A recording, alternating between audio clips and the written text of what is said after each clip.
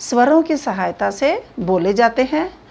व्यंजन वर्ण यानी जिन वर्णों का उच्चारण करते समय हम स्वरों की सहायता लेते हैं उसे व्यंजन वर्ण कहते हैं। ये संख्या में 33 जोड़ 2 हैं। व्यंजन के भेद मुख्यतः 3 भेद हैं: स्पर्श व्यंजन, अंतस्थ व्यंजन और ऊष्म व्यंजन। स्पर्श व्यंजन, स्पर्श यानी छूना। जिन वर्णों का उच्चारण करते समय जीभ मुख के अलग अलग भाग को स्पर्श करती है। जिन वर्णों के उच्चारण में जीभ मुख के अलग अलग भाग को स्पर्श करती है, छूती है, वे स्पर्श व्यंजन कहलाते हैं। इनकी संख्या 25 है। क, ख, ग, घ अंग क वर्ग कहलाता है। पहले वर्ण के साथ ही उसका नाम रखा जाता है। च, छ, ज, झ, य च वर्ग। ट, ठ, ड, ढ, न ट वर्ग। त, थ, द, ध, न त वर्ग। और प, फ, ब, भ, म प वर्ग में आते हैं। लेकिन ये पांचवा वर्ण जो है, पांचवा यानी गिनती में पांचवा वर्ण जो है, ये अनुस्वार कहलाते हैं। जैसा कि पहले ही हमने पढ़ा है, आते तो ये स्वर के साथ हैं पर ये स्वर नहीं है, इनकी अलग चिन्ह है और ये व्यंजन कब इसमें प्रयोग होते हैं, इसीलिए इसे अनुस्वार कहते हैं। अब है अंतस्थ व्यंजन। अंतस्थ यानी इनका उच्चारण जीभ, तालु, दांत और मुख होठों के निकट आने से होता है, किंतु श्वास में कोई रुकावट पैदा नहीं होती। ये स्वर और व्यंजन के बीच में स्थित होते हैं। ये संख्या में 4 हैं: य, र, ल, व। ऊष्म व्यंजन। ऊष्म व्यंजन का अर्थ है ऊष्म यानी गर्मी। जिस व्यंजन वर्ण के उच्चारण में मुख के अंदर गर्मी या टकराकर, मुख के अंदर वायु टकराकर ऊष्मा पैदा करती है, जिस व्यंजन के उच्चारण में हवा या वायु मुख के अंदर टकराकर गर्मी पैदा करती है, उसे ऊष्म व्यंजन कहते हैं। ये संख्या में 4 हैं: श, श, श, स, ह। नासिक्य व्यंजन, नासिक्य नाक। जिन व्यंजनों के उच्चारण में वायु नाक से निकलती है, जिन व्यंजनों के उच्चारण में वायु नाक से निकलती है उसे नासिक्य कहते हैं। इसे हैं अंग, य, ण, न एवं म। ये सभी पंचम वर्ण हैं। संयुक्त व्यंजन। संयुक्त यानी मोर देन वन, एक से अधिक। 2 या 2 से अधिक वर्णों के मेल को से बने वर्ण को संयुक्त वर्ण कहते हैं। 2 या 2 से अधिक वर्णों के मेल से बने वर्ण को संयुक्त वर्ण कहते हैं। जैसे छ, त्र, ज्ञ, श्र। या 2 भिन्न व्यंजनों के परस्पर संयोग से या 2 भिन्न स्वरों के परस्पर संयोग से बने वर्ण। उदाहरण है छ, त्र, ज्ञ और श्र। अब संयुक्त व्यंजन देखिए, छ, क, हलंत, श, ये दोनों ये से बना हुआ है अ, क, श, अ, जिससे बनेगा छ, त्रिय। छ वर्ण है सब में, क्षत्रिय, क्षमा और क्षण। त्र, त और र, अ से बना हुआ है, जिससे त्रिशूल, त्रिलोक, त्रिभुवन, स्त्री अन्य आदि। ज्ञ, ज जोड़ इय, ज जोड़ इय जोड़ अ, ज्ञानी, यज्ञ, ज्ञान। श्र, स जोड़ र जोड़ अ, श्रमिक, श्रम, परिश्रम। अब है द्वितीय व्यंजन। जब एक ही व्यंजन 2 बार, जब एक ही व्यंजन 2 बार आता है और स्वर के साथ प्रयुक्त होता है तो वो द्वितीय व्यंजन कहलाता है। जैसे ब, च, च बच्चा, क, च, च कच्चा। इस तरह एक व्यंजन 2 बार आ रहा है, इसीलिए वो द्वितीय व्यंजन कहलाते हैं। बातें जो इस विषय में याद करने की हैं, जिससे कि हमारी भाषा में कोई गलती ना हो। पहला, र का प्रयोग। र एक ऐसा वर्ण है जो अपने रूप को बदलता है।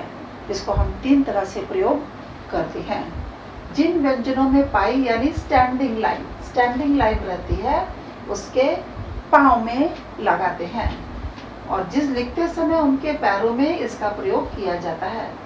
जिन वर्णों में पाई नहीं होती, जो बनावट में नीचे से गोल है, जैसे ट, ठ, ड, ढ, ये बनावट में नीचे से गोल है, तो यहाँ ये वाला र लगता है।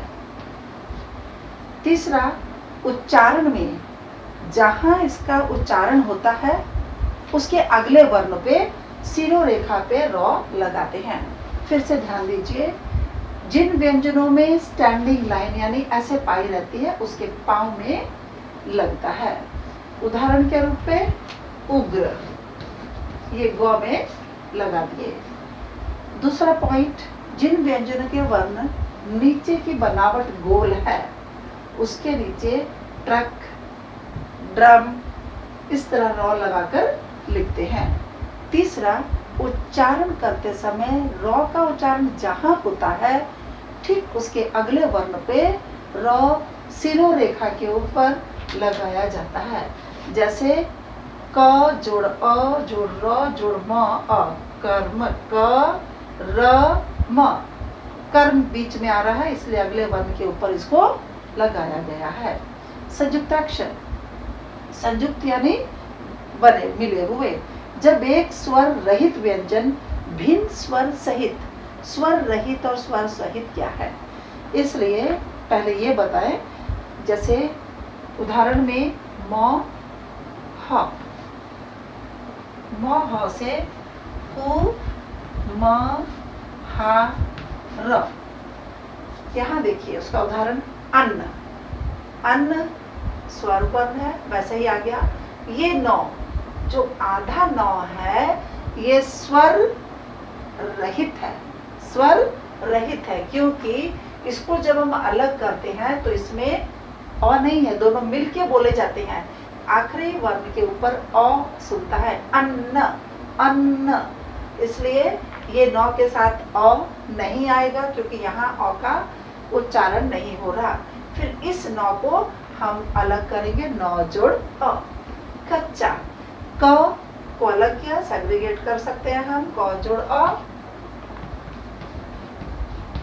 जोड़ च, ये च। फिर देखिए स्वर रहित है, ये स्वर रहित है, ये स्वर सहित है, इसलिए देखिए क जोड़ अ, यहाँ च में अ नहीं है, यहाँ नौ में अ नहीं है, यानी ये स्वर रहित है।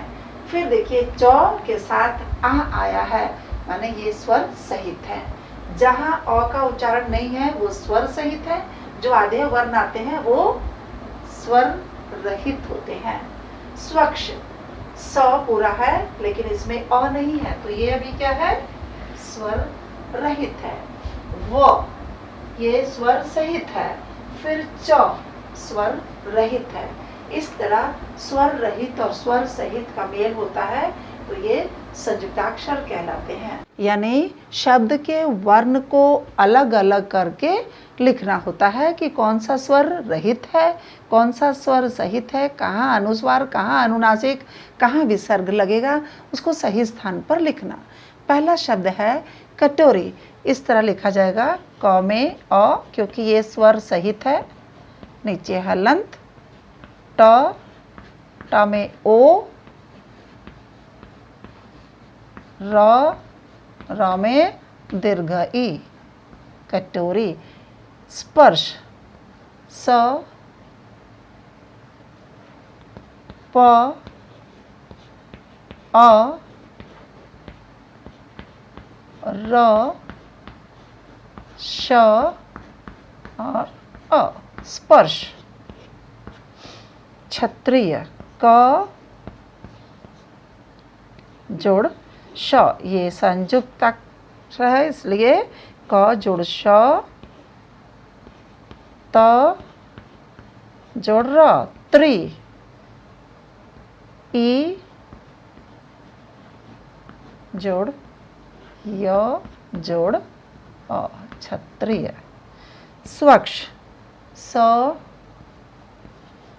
जोड़ व जोड़ अ जोड़ स व अ जोड़ च छ जोड़ अ। अब देखिए यहाँ पे स स्वर रहित, इसलिए अ नहीं है, व पूरा है अ सहित, च फिर स्वर रहित, फिर छ जोड़ अ। इस तरह स्वच्छ हुआ। क्षत्रिय में क और श मिला के छ होता है, त और र मिला के त्र होता है, इसलिए ये संयुक्त वर्ण का विच्छेद है। वर्णों के सार्थक मेल को वर्ण मेल करना कहते हैं। जैसे ये स व अ र ग अ, तो ये होगा स्वर्ग। ये क री क्री, प अ प, ये है ण कृपण।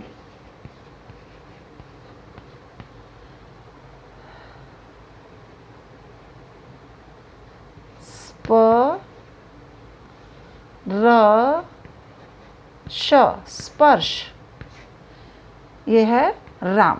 इस तरह वर्ण विच्छेद और वर्णों का मेल करना हमने सीखा। आप लोग इसका अभ्यास कीजिए, क्योंकि आपकी व्याकरण पुस्तिका में भी ऐसे कुछ शब्द होंगे जिसको तुम प्रैक्टिस करके पूरा कर सकते हो।